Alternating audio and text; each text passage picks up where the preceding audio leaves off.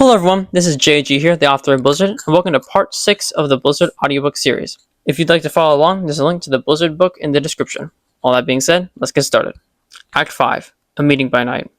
The sun was just setting and the stars were beginning to show their glory in the skies once again as Karol, Rex, and Shadow returned to the village. As they got to the gates, the wizard warrior jumped out of them, eyes wide open. "Halt! Who goes there?" he asked. Then he got a good look at their faces. "Oh, it's you. Sorry, they're trying to increase the security around here at night. You never know who or what could be working around here." Then he saw Rex. "Is that the pilot of the jet?" Joe nodded. "Ah, I see. Well, it's getting late. If you guys need to stay, there's a place at the end. Consider another thank you. There is room for 3. "Thank you," Karol said. "We really appreciate how kind this village has been to us." "Don't mention it. What's your name, anyway?" Rex asked.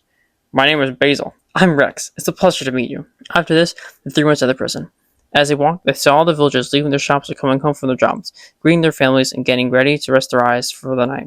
The 3 walked in the middle of the village, past the town hall, and into the prison, where Esther was walking back and forth from the cell, waiting for Shadow and Karol to come back. The 3 heroes enter the prison. Rex was tired from the journey, for he was not able to keep up with Karol or Shadow very well with that backpack of his, even though they were moving at a slower pace. He was still ready for answers. The 3 entered the cell. Esther looked at them, and she recognized Rex. She gave him an angry and surprised look. Rex, however, greeted Esther with a smile and said, "Hey, Esther, long time no see." Esther got flustered and said, "You, how do you know my name?" "The internet," Rex replied naturally. "It's not too hard to find, considering you're a famous bounty hunter and all." "Just shut up," Esther said. "You may want him to shut up, but you're going to have to talk," Shadow said smoothly. "What do you know about the Malaxum?" "Malaxum?" Esther replied, confused. In reality, she had no idea what this Malaxum was. "You know, a dark and red stone with space-changing powers," Rex clarified.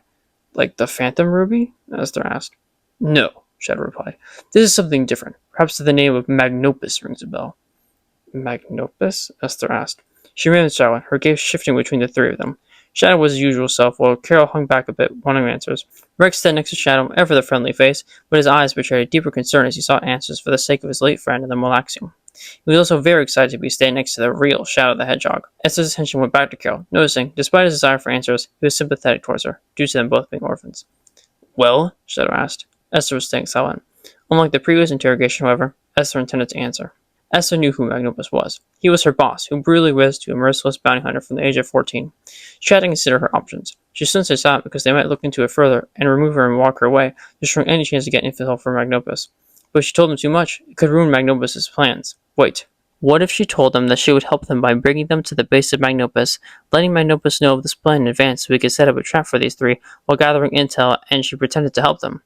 Yes, that's what she would do. "Magnopus is my boss," Esther replied.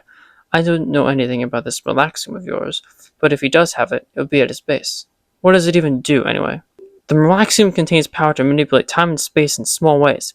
Magnopus might want to try to increase his power," Rex answers, internally excited for finally having an answer to where the Malaxum is. "It was stolen from me 6 months ago." "We also think it has something to do with those purple beams shooting out of the ground lately," Karol said. "If we find it, it helps stop those beams, which inflict a strange, corrupted state on people." "I see," Esther replied. "In that case, I will take you to Magnopus' base. I know the way." Everyone fell silent for a moment. "Why will you just take us there if he is your boss?" Rex asked. "I just want to stop those beams as much as anyone," Esther said.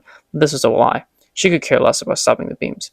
"How do we know you can be trusted?" Shadow asked interrogatively. "She is our only lead," Karol said to Shadow. "What if this is a trap?" Shadow replied. The 3 of them stood there and thought of what to do. This time, Esther was the one waiting for an answer. After a while, Shadow made his decision. "Karol is right," Shadow said. "She is our only lead, but we need to make sure that she doesn't just turn invisible with her gauntlets the second we let her out." "Well," Rex said as he reached to his backpack, "we could apply this." As he spoke, he pulled out a metal button that was glowing blue in the middle. "This allows me to control whatever device I apply it to. So if I apply it to her gauntlets," as Rex was speaking, he placed the metal button in Esther's gauntlet. She let him do this because she wanted to gain her trust. The glowing blue turned orange. "It's activated," Rex said joyfully. "Now if I open my phone, I can control the powers on command. So if I click this button here..." Rex clicked a button on his phone. Suddenly, Esther started floating a few inches from the ground. She remained calm. "It works!" Rex shouted for joy. Esther floated back to the ground. "Now I can control all the powers of her gauntlet," Rex said. "I cannot control the invisibility right now because the ice on the roof is blocking it, but I can activate that too." "Alright," Shadow said. "We're ready for the journey." Suddenly, Shadow felt a tingling in his ear. The tingle was from an earpiece put there a long time ago from a team he was a part of.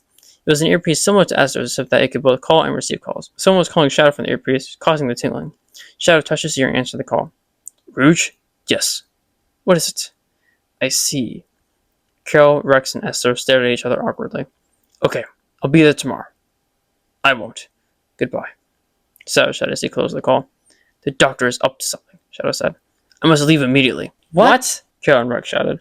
But who's going to lead the mission? Karol asked. Shadow looked at Karol. I trained you. Therefore, I can only place my utmost confidence in you. You will lead the mission.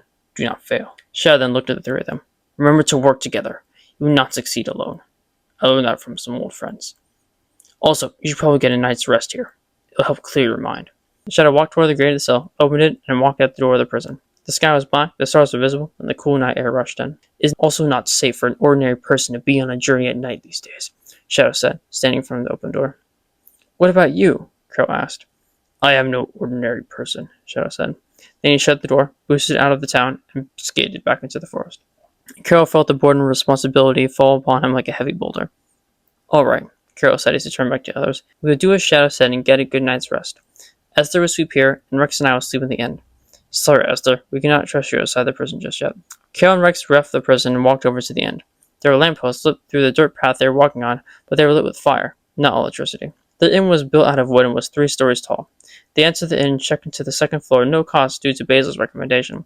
The room had 2 beds, a table, a side table, and a chair that could fold out to make another bed. Rex took off his backpack and fell face first on the bed, asleep. He was exhausted, but satisfied that he might have a chance of getting his stone back. Karol, on the other hand, struggled greatly to fall asleep.